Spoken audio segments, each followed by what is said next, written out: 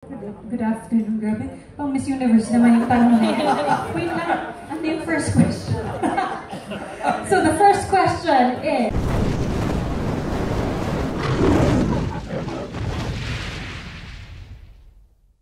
require ng kailangan malakas yung pangangatawan mo. So kaming dalawa, minamabuti namin na maging healthy at fit at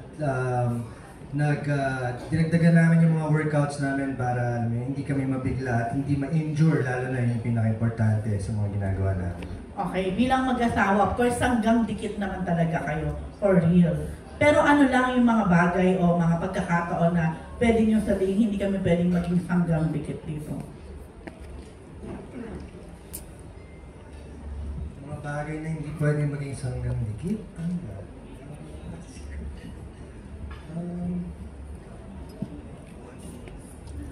Pass po muna siguro. Hindi ko alam po. Pero napaka-importante na magkadikit kayo palagi dahil dito po i-highlight din po yung pagkakaroon ng teamwork sa bawat partner, sa bawat grupo, kung paano mo malalampasan bawat obstacles, kung paano mo masosolve ang isang kaso or mga problema. Kailangan lagi kayong magkadikit, lagi kayong magkasangga, lagi kayong magiging responsible para sa isa't isa. Si Jem. On-cam and off-cam, kailangan hanggang dikit kami. No? Sa trabaho, kung paano namin gagawin yung mga eksena, off-cam, pag may problema, kailangan hanggang dikit pa rin. Wala kaming choice. No? Walang iwanan. Oo, syempre sinumpaan namin yan. At pinili namin na magsama habang buhay. So, kahit saan kami dalhin ang buhay, kailangan hanggang dikit. Di ba? Tama. Okay. Last na, how was it working, of course, with Direct LA? Maswerte po kami na nandito kami sa supervision ni Direct LA para i-choreograph lahat ng mga eksena namin dito. Maswerte kami dahil isa siya sa mga direktor na talagang makikita mo yung malasakit sa proyekto, yung pagmamahal, yung puso. Sinisiguro niya na walang eksena na mga unnecessary, lahat ng mga linyang bibitawan mo talagang importante, wala siyang sasayangin sa screen time, kundi yung mga importanteng eksena para may salaysay namin tong kwento.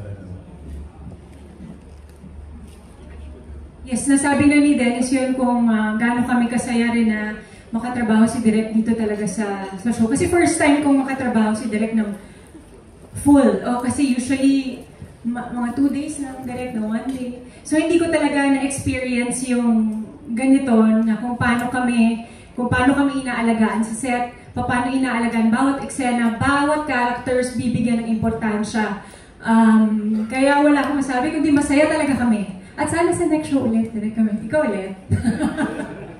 Michelle? Okay, thank you.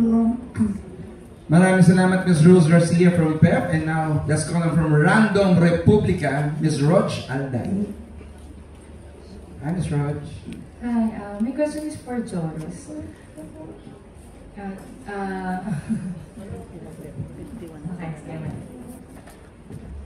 So, tag as lucky charm ng every movie. Sa tingin mo ba yung charm mo is effective din dito sa action-packed series na hanggang dikit F1?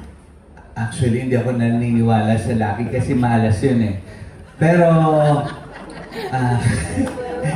ang totoo hindi, blessed lang talaga ako na maging part ng magagandang palabas, lalo na dito sa Hanggang Dikit. Makikwit na dapat akong showbiz. Sabi ko, ayoko na, parang nakakapagod na rin. Pero yung nalaman ko, yung in-offer yung Hanggang Dikit, yung storya, tapos pati yung mga director, saka yung mga artista makakasama ko, bumalik na ako na sa showbiz. Parang mga 5 minutes ako kasing nag-quit sa showbiz. Pero yun, sobrang blessed ako at sobrang grateful na pinagkakatiwalaan at mapasama sa isang malulupit at magagaling na cast at maganda at talagang super galing na production. Ayan. God bless you. So, pwede mo bang i-share yung baon mo na pampag-good vibes sa set bilang Joros and as your character in the series? Hindi. Nag-share ko nga ngayon. Ito, di ba? Masaya, tumatawa. Hindi, sa amin kasi nagiging natural lang talaga kami sa isa't isa. And kapag maganda kasi yung atmosphere sa set, it shows naman yun sa mga ginagawa namin palabas. So, ayun, sobrang excited ako. Yung napanood ko to, iniyak ako kanina doon sa di ko lang pero, yung ilaw pala doon, di ko magana. Anyways, ang ganda. Abangan po ninyo at sana po sa ating mga press, ma-share pa po natin ito sa ibang tao, itong magandang palabas na yan. Sanggang Dikit. Thank you. Thank you. Thank you, Miss Roach. Buti na lang, Diyos, hindi umabot ng 6 minutes, no? Kung Kamag-anak ko yun. Yun na yun. Thanks, Joros. And now from Manila Bulletin, pagkakapakan po natin Miss Carissa Alcantara. Hello po. First of all, congratulations on this new project. My question is for the one and only Miss Nova. Tita Nova. Dalawang mic mo. Ano po, my question po is, may personal hugot po ba kayo sa character nyo bilang Lola Isang? And ano po yung matututunan ng viewers nyo with your character? Ewan ko lang. Bilang isang barangay captain sa aming lugar. And apo ko si Jenny. At maganda naman yung role ko, honest na barangay captain, medyo mabagsik, basta pag hindi tama ang ginagawa, I do something sa mga tao na hindi sumusunod. Maganda yung relationship ko sa aking apo ko siya. At my role here is not naman mabagsik. The Nova Villa, style, no? Na lola na. Lola na ako talaga. Sa Alzheimer na ako. Pero, still going strong, praise God. Sa age ko ngayon, alam niyo age ko? Ano hula niyo? Wala pa pong 100. Hindi kita kausap. Tita Nova. I'm 79. Yes, I started my career 1965. So, Sampaguita, and then nag-Leia,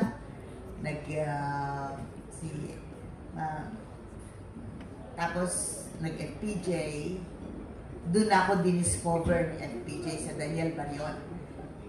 So, I had 3 years contract under FPJ, and then nagtuloy-tuloy na sila Aling Miling, ng Leia, sila Mother Lily, lahat na yata ng producer, dinaanan ko na.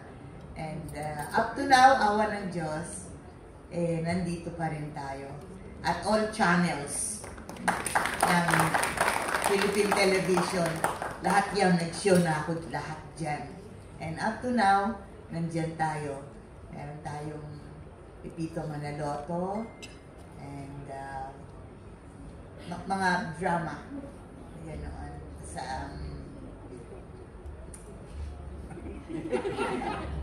Hindi ko na maisip yung iba. And then, I'm still here. And awa ng Diyos talaga, wala namang pagbabago sa takbo ng career at saka sa acting, kumbaga. May piligis lang. Pero still going strong. I can memorize my scripts, maliliit lang. Yung iba nakakalimutan ko na. Ganun pala ang may edad.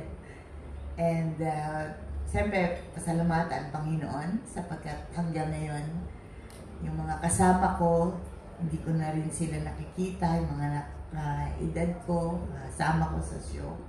Yung iba, sumalangit nawa. Yung iba, nandyan pa rin, pero hindi na kayang lumabas. Pero ako, andyan pa rin. Kaya, anong masasabi natin doon? Salamat po. Hindi ba? Okay. My second question po is, you mentioned na po na you've been in this industry for a long time. How do you see this new style of series affect the taste of our viewers? Oo, napapansin ko rin ang kaibahan. Iba naman yung noon. Medyo may pagka...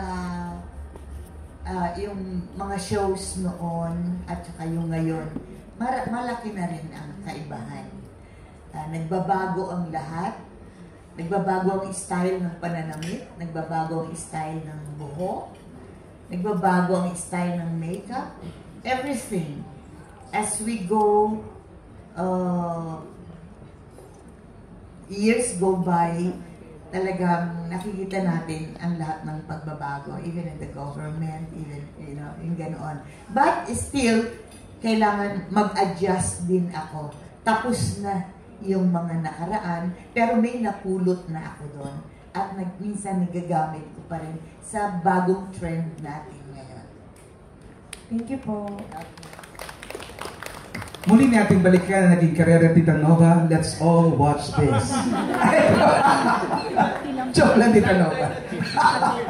Lifetime achievement award na ba? Maraming salamat po, Miss Carissa. And now from GMA Regional TV, Miss Diane Loqueliano. Hi! Hi, Wansho! This is for you. Ang tanong namin, sa muling pagbabalik mo sa prime time, sa tingin mo ba mas kakainisan ka sa iyong character bilang si Glenn Guerrero?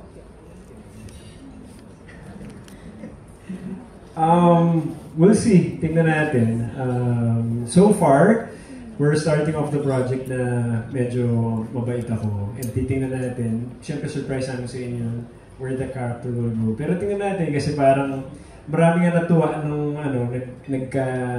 kami ni Kuya Dennis nung sa last project namin together. So, we'll see kung paano mangyayari this time around. Okay. Tapos, Wanjo, ikwento mo naman or yung paano ka naghanda dito sa character mo? Actually, medyo sensitive yung character ko dito because politiko ako. And overall, what I wanted was, inaaral ko muna yung essence ng mga current na mga politicians here sa Philippines. And that's where I got my style from. And also, syempre marami kaming pinag-usapan ni Direk, how I can prepare. And yun, siguro from there na nabuo ko tong si Glenn Guerrero and tingnan natin where the script will take me. Thank you. Maraming salamat, Ms. Diane. And our next question is from People's Journal, Sir Eugene Asis. And this question is for Lizelle Lopez. If X is equal to 6 and Y, and then joke mathematics mo Lizelle, sabi nila, di daw nawawala ang elemento ng kaseksiyan sa mga action drama series. Paano mo pinaghahandaan yung ganitong klase ng role? Diet po.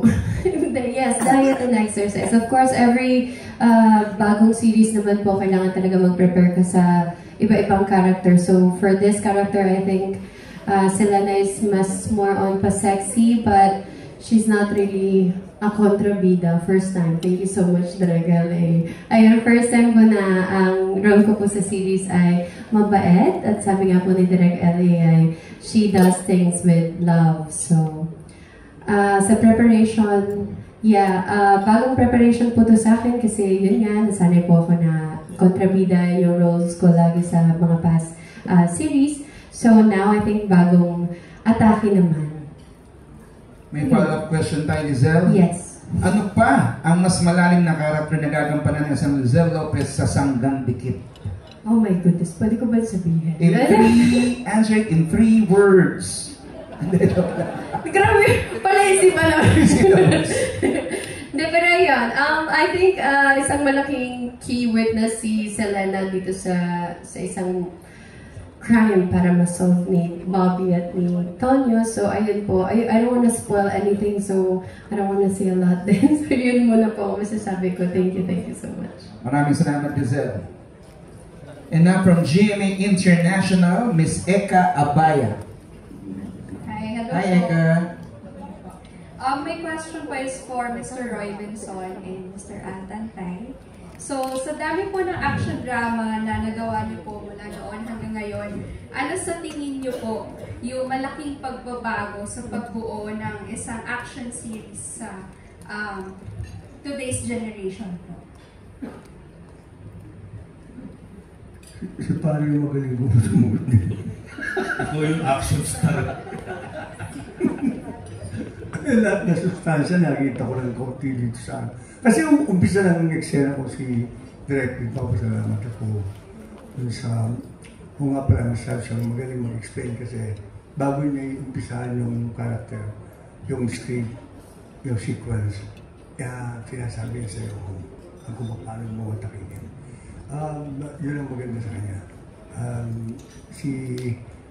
Mayroon akong naalala ng director na ganyan din siya, pero hindi masyado. Siyang nakilala ko ngayon na una sa GMA. Experience sa akin. Kaya nung ko sa character mo, sabi niya, oh, okay, maganda. Sabi niya, action, drama, and comedy. Kaya doon ko nagustuhan to. Karamihan doon sa mga series na ginawa ko, bira comedy, full drama ganyan. Like yung mga iba, may mga off-beat din, karama ko si Dennis, tsaka si Jenny Lee, example dito kami. Kaya nung nakita ko, ang pagkakaiba talaga yung sustansya ng ginawa niya. Kasi nakikita nila siguro pag ang script medyo laylay, kinagamot nila eh. Nakikita ko, nag-feel ko yun. Talagang nararamdaman nila yung mga tao, kung paano yung mga audience na bibigyan nila. Yun ang nakikita ko. Hindi ka tulad dati. Kung ano yung nakalagay sa yun na yun. Pero this time, parang nakikita ko sabi ko, okay ha. Nararamdaman ko na lang doon sa script na binabasa ko. That's it. Thank you. Pwede pakiulit mo. Ano po, sa dami po ng action drama na nagawa po ninyo mula noon hanggang ngayon, ano po sa tingin ninyo ang malaking pagbabago sa pagbuo ng action series sa makabagong generation? Para kasing first time kong makasama sa isang action drama eh. Wala pa akong masyadong experience sa action dahil Boy Next Door kasi itong araw. Sorry ha. Ngayon, medyo iba kasi yung naging role ko ngayon, naging action star na luma. Kaya ito yung tsura ko, in character na ako ngayon dahil isinasabuhay ko na yung character na binigay sa akin para kasi ang bigat ng kabangga ko, Roy Benson. Siyempre, kailangan magprepara ng toto. Kaya, yun. Nasagot ko ba yung tanong? Hindi ko kasi may kumpara dahil ito nga lang yung nagawa kong first time kong wala akong pakukumparahan. Yun yung Boy Next Door eh. Hindi tayo nagsama natin, no? Nagkasama tayo pero sandali lang. Madali akong pinatay doon eh. Kaya lang, magkakasama sana kami ni Direk Al. Siyempre, mas sexy siya sa akin nung panahon namin. Kaya sabi ko, siya na lang muna dyan. Ako muna dito. Thank you po. Maraming salamat po. And now, let's call from Lionheart TV, Mr. Lloyd Pino.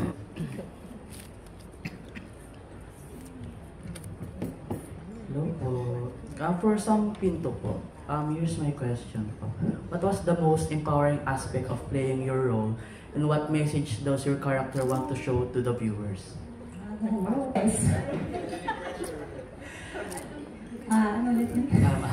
What was the most empowering aspect of playing your role and what message does your character want to show to the viewers po? Okay, the most empowering, my character's name is Cecilia Montero. Isa po siyang forensic pathologist. So, ako po yung nag-examine ng dead body sa mga cases. Yes, CSI levels. Very empowering because I'm a doctor. And one thing I had to learn is yung mga body parts. And mga medical terms na ang hirap i-pronounce. So, So it's very empowering because I'm actually learning more things that I never thought that I would actually learn. And the second question is, ano po ulit yun? Do you feel any pressure right now? Very pressured right now, actually. Question po. What is the message, right? What is the message for? Aspect of your playing for your role po. Does your character po.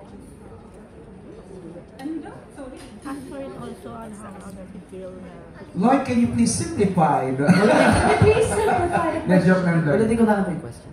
Sige po. What was the most empowering aspect of playing your role? And what message does your character want to show to the viewers? Oh, the message is strong, independent woman who actually wants dead bodies. And actually meron madaming secrets si Cecilia. So, of course I cannot tell you guys. But behind the strong, independent woman, there's a few dark secrets. Like, I was a man before. Joke lang. Hindi po. Yun lang. Very well said, Sam. For You have a follow-up question, Lloyd? Yes po. For Jeffrey Santos naman po. Ikaw ulit? Yes. Kinabahan. Okay, pwede ba pass? Here po yung question po. Isa ka sa mga successful character actors of your generation. And up until now, kapag may action series, aabangan talaga yung roles na binibigay ko sa'yo. So how does it feel to be given this kind of opportunity? Ano sa tingin mo yung nabibigay ng mga ganitong klaseng character sa iyong career? Kinabahan ako ba na? Medyo naiintindihan ko yun. Well, yung tiwala kasi, ang paniwala ko kasi sa yung huling trabaho mo will always be your resume for your next job. So I make sure that I coordinate with the directors and I coordinate with the script artists and yung mga script writers at the same time sa mga kapwa ko artista that we develop yung mga eksena para we work well together, we jive together. Akala mo magaling ako, hindi, gumagaling ako because we work as a unit. So, the galing ng artista lies with the collaboration of each and everybody na nakikita niyo sa stage na to. So, I am very thankful and I feel very, very blessed na nabibigay sa akin yung ganong klaseng pribilehiyo to showcase what my skills. Pero, the skills itself, tumatawid lang only because the script demands it and the director permits it. So, yun po yun. Salamat po. Enough po. Thank you po. Congratulations po. Agree po. Thank you, Lloyd, for the adrenaline-pumping and mind-boggling questions. And now let's call on from Abante and Don Servino YouTube channel. Click and subscribe now. Wow. Mr. Don. Ayan, thank you very much. At yung question ko naman for Miss Marina Benipayo kasi, hello, yung character mo kasi ay former beauty queen din, si Sofia. So, dun pa lang parang meron na siyang pagkakahawig sa'yo in real life. Pero, ano ba ang pagkakahawig ni Sofia at pagkakaiba ni Sofia kay Marina Benipayo?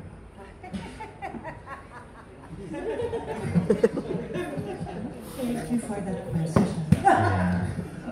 Siguro well, first of all, maraming salamat po sa GMA, sa production for including me. Medyo matagal ako kasi nawala din. I would like to thank you and it's such a privilege to work with this beautiful set of actors, yung lalo na yung mga veterano. Tsaka natuwa ako na yung magiging asawa ko, si Sir Roy Vinson. Okay. Kasi nung 80s, side kwento lang ha, nung 80s, nung bata-bata pa ako, kapag may movies, di ba bino-voice over yung mga starring? Baga, may nagsasalita sa mic. Naalala ko kapag si Sir Roy Vinson! So, kinwento ko din sa kanya. So batang-bata pa kayo, no? Oo, bata pa talaga. Pero anyway, sorry, kailangan ko na ikwento yun kasi na ano talaga. Kahit ngayon nasa starstruck pa rin ako pag ka-eksena ko si Sir Roy. Yung similarity siguro, no, is si Sofia kasi is very supportive sa husband niya. In real life, ganun talaga din ako. Actually, para din kaming sanggang dikit ni Kaido. And then, so yun, and Sofia is the one who really, siya yung talaga epitome of behind every successful man is a woman who loves him dearly. Okay? Ang difference naman po siguro, kung sa real life, medyo madami po kasing dimension ang character ni Sofia. And early on lang dito sa serye, you only get to see one of the many. Ako sa real life, I'm very transparent. Okay, so. Yeah. Pero thank you Direk, no? Direk LA for nakikwento mo sa akin yung character. Lagi niyang sinisigurado na kinikwento muna yung to remind us about the characters before taking the scene. So yun yun na po yun. Yung similarity is I stand by my mom. And yung difference is I'm pretty transparent. And yung nakikita niyo po ng mga character na sobra akong kontrabida, na sobrang bato yung puso ko, yun po siguro yung difference. Dito po si Sofia? Yes, si Sofia kasi okay. medyo strong. Strong, independent, and gagawin niya lahat para maging successful yung asawa niya. So, yun yung similarity sa real life. Sa difference naman, hindi po ako yung mataray at maanong tao, no? Yes. But I always portray the villain. Yeah. And bonus question na lang to, ano pong feeling na you're back nga? Nagbalik na kayo, nakita na uli namin kayo, nasa press ko na kayo, na-interview namin kayo. I'm very thankful kasi actually the decision last year. Ay! Ayoko! Iyak ako! Sige na po, tuloy na natin. Hindi, natutuwa kasi kami na nakita uli namin. The decision kasi last year na hindi ako tumanggap muna. Yes po. Because I needed to... Opo, naintindihan naman natin. I needed to be with my husband. Of course. So this year, parang the expectation... Masyadong malayo yung mic. Masyadong malayo yung mic. Alam mo yan, Tito Roy, kaibigan mo sa Ricardo. Yeah. Malayo yung mic. Yun ang gusto lang makita. Kaya no expectations, pero siyempre malaking pasasalamat ko.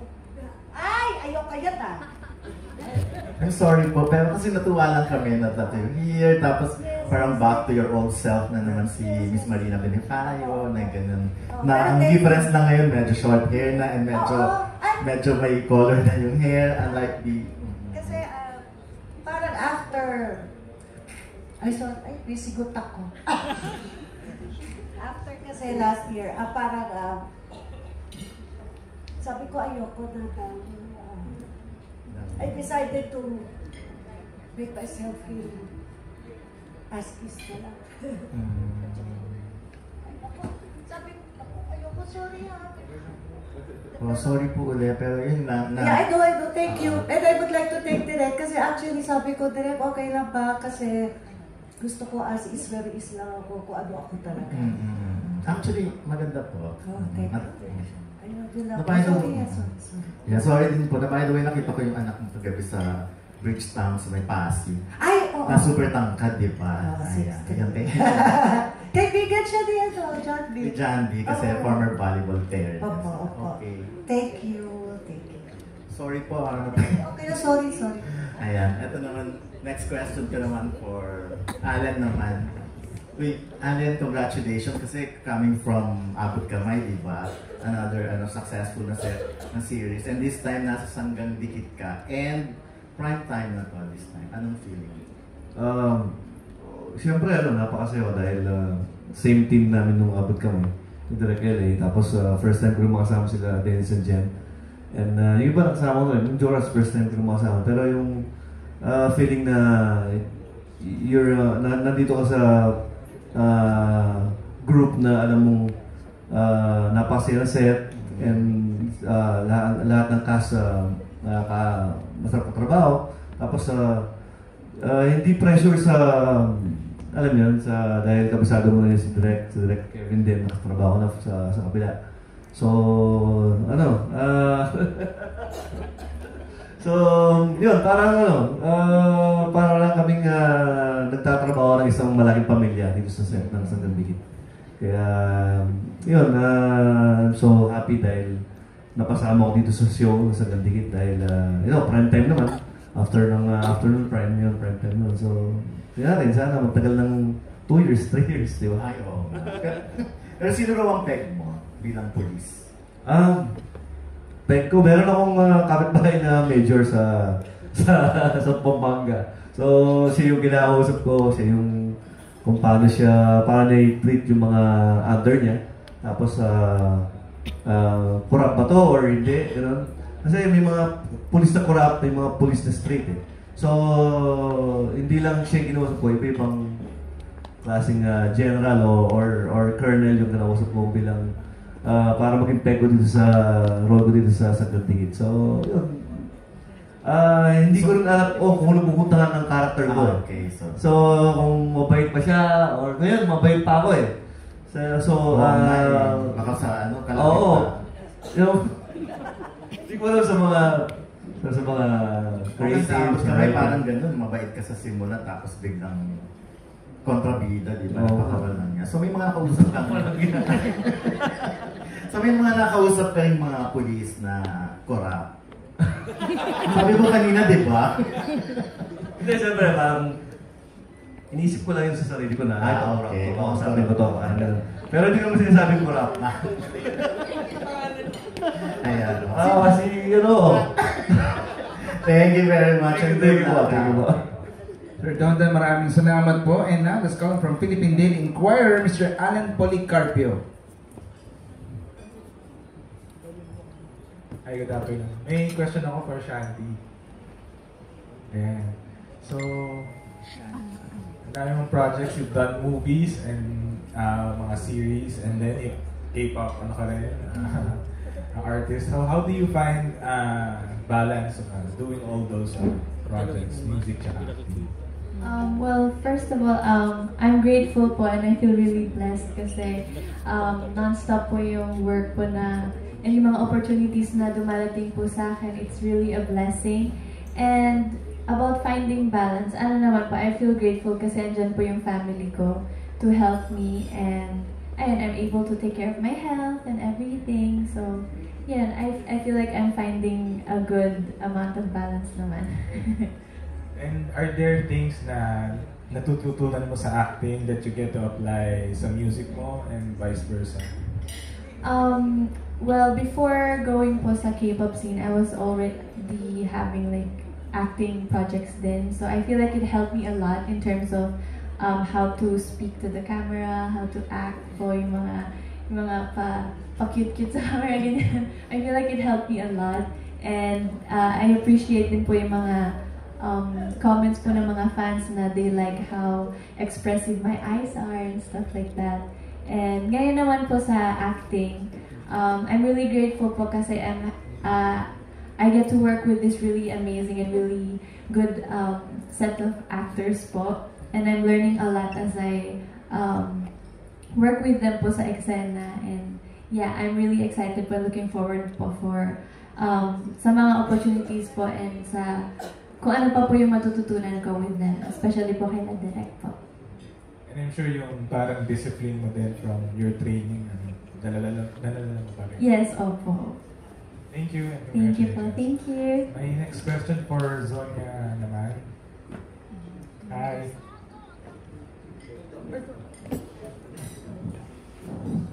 Okay, so coming from Nilet Matias, diba? Yes. Where you played medyo complex yung character mo, and then here, dito sa Sanggang Dikit, ano yung preparations mo to prepare and to study your character? Yeah, nabanggit ko nga po, coming from Nilet Matias na very kontrabida. With this character and role po, sabi sa akin ni Direk LA, gusto daw niya makita yung smile ni Zonia. So, yeah, dito si Faye, very fun siya, yung character niya. loving daughter. And gusto lang talaga niya mag-vlog, ganyan.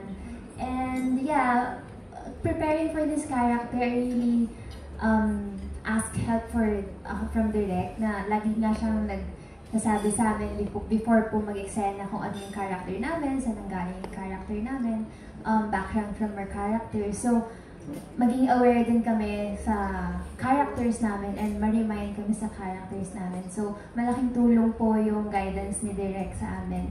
And of course, kapag taping kami, as family kasi kami dito eh. So, lagi ko silang kasama.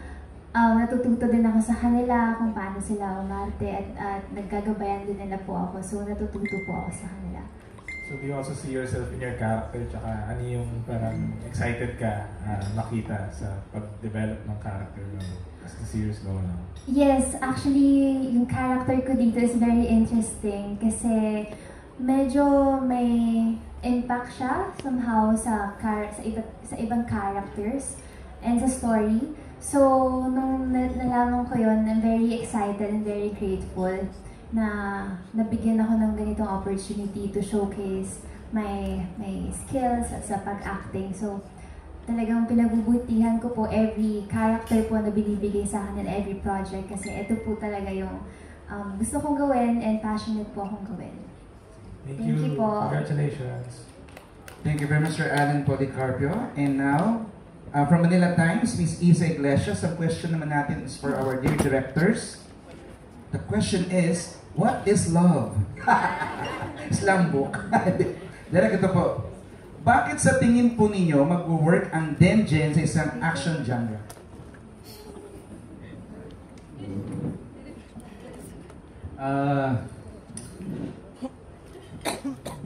Denjen na yun eh. Parang kahit anong genre malagay, magpa-fly yan.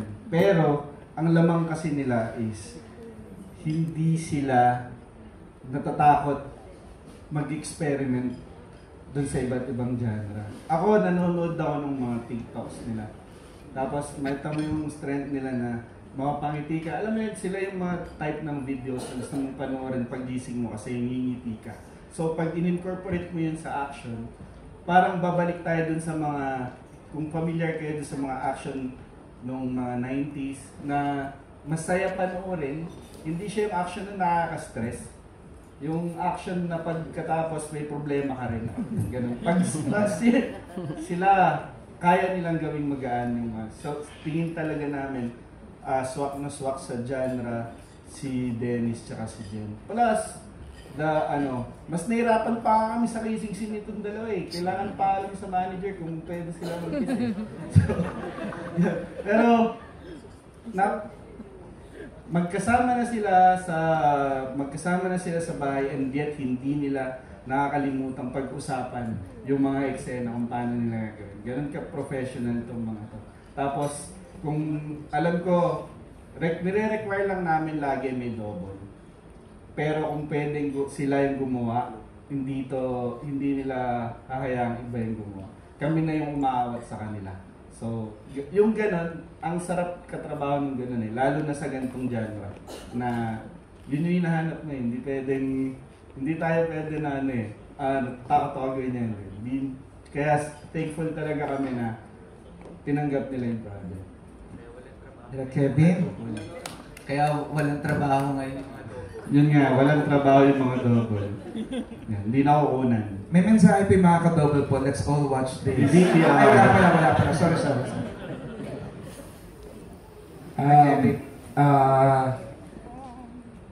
Aabangan ng tao bago po kasi ang dami na rin po natin nagawa mga actions na mga series and movies. Ano po yung nakikita natin? Maangas, pogi, magaling sa fighting stance, babae, sexy, pero solo-solo. Ito bago, dalawa sila. And in real life, talagang sila po. Ang cute pa pag nakikita natin sila sa social media. So, yung mga tao, iba ang tingin nila sa kanila pagka social media. Iba rin pag napanood nila itong Sanggandigit. Sobrang bago siya, aabangan ng mga tao. And yun nga yung sinabi ni Direk, hindi sila pumapayag na doubles. Ngayon, talaga ikaka-proud mo sila yan. pag pinanood mo, sila yun, no? Sila talaga yun, no? Sila yung tumatakbo, sila gumagawa ng stars sila. So, parang hindi mag-work. Mag-work at mag-work yan. Saka, alam mo na, naaabangan talaga ng tao, Denjen yan eh. Yun pa lang yun na yun. Yun na po, wait. Meron pong follow-up question po. This is a mind-boggling question, Direk.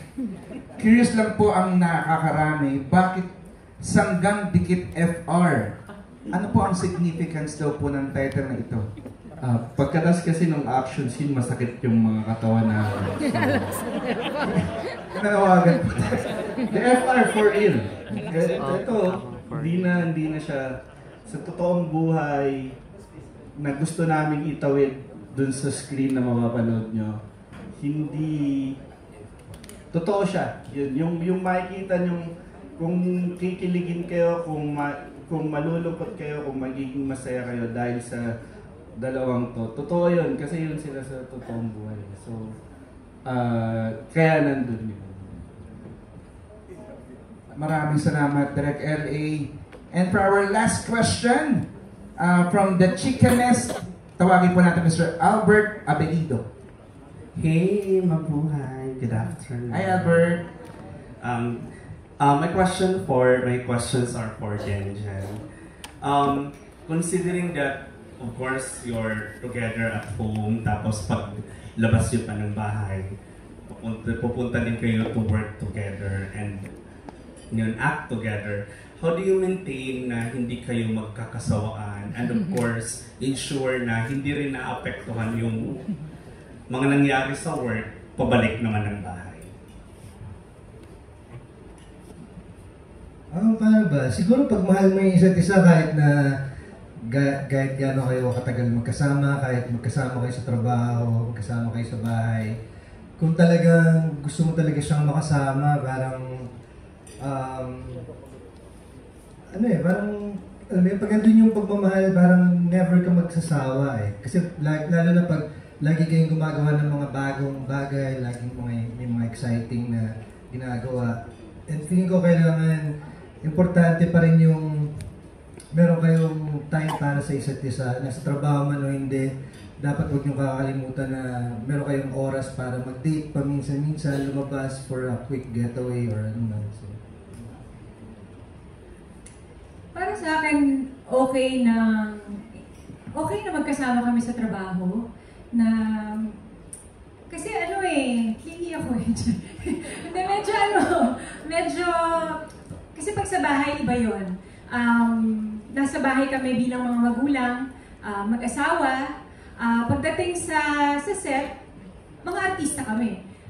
Hindi namin, kumbaga, kahit na nag-aaway kami or may problema kami na dala-dala, hindi pwedeng makita sa set. Kailangan gawin niyo yung mga trabaho muna. Pagdating sa bahay, sa kanya pag-usapan. Ganun. So, ganun yung namin. Ganun kami magtrabaho at ganun kami bilang tao. Kasi, ang hirap eh, pagka dinala mo yung problema mo sa set, maapektuhan yung trabaho, yung buong set, bibigyan mo pa ng problema. So, ganun lang. Parang masaya naman na magkasama kami. Hindi naman sa sinasabi, hindi okay na palagi kami magkasama, magkakasawaan. Hindi, masaya nga eh, kasi lagi kayong magkasama, kahit sa trabaho. Tsaka lagi may ginagawang bago sa trabaho man o sa personal na buhay. Tsaka maganda yung hindi na kami nahihiyang sabihin sa isa't isa yung pwede mo tong gawin. O kaya parang hindi okay, hindi naman. Parang dapat ganito, yung gano'n. Kasi pag mag-asawa na kayo, hindi na nakakailang eh. So merong mga ano bang term doon? Parang hindi criticism. Yun, at least madali yung nasasabi sa isa't isa nang hindi nyo nasasaktan yung di ba? Hindi ka tulad ng pag-iba or kung artist mo sabihan mo ng ganito, parang medyo, di ba, nakakahiya or nakaka-off ganyan. Kami, parang okay kasi si Dennis parang naging, acting coach na rin, diba? Parang gano'n. So, swerte na rin. Okay. And then yung next question ko is, was it a conscious effort from your end na yung balik series nyo is ganitong genre yung gusto nyo sanang gawin? Parang maganda rin na ganito talaga yung gagawin namin next. Kasi ito yung genre or isang klaseng series na hindi pa talaga namin nagagawa. Ayun nga, medyo action, may light drama. Super Twins pa yung huling action na ginawa namin. Siyempre gusto rin namin magpasalamat sa aming fight director. Nandiyan siya ngayon, si Michael Roy Morales. Yung mga nakita niyong fights dito, siya lahat nag-choreograph nun, siya lahat gumawa nun. Saka napaka-ingat sa amin, napaka-alaga. Okay ka lang, gano'n. Pag kaya, hindi. Pag kaya, sabihin mo. Pag hindi kaya. Kay Jazz, yung kasama rin namin yung nagdo-double sa akin. Pagka hindi na talaga, pag may cartwheel, ganyan. Split, ganyan. Hindi na kaya. Si Jazz na yun. Thank you, Jazz. Okay, thank you. Congrats. Thank you very much, Albert. There you have it, mga kapuso. Maraming salamat po sa inyong mga questions. Sorry, meron lang akong din, lahat po nung napanood nyo, hindi yan magiging posible kung hindi dun sa mga kasama namin, yung mga nagtatrabaho hanggang ngayon. Yung table na yan, production team yan. Thank you. Yay! Yung mga PA namin, yung mga AD namin, the associate producers, si Miss Joy, yung producer namin. At higit sa lahat, itong buong creative team. Yan.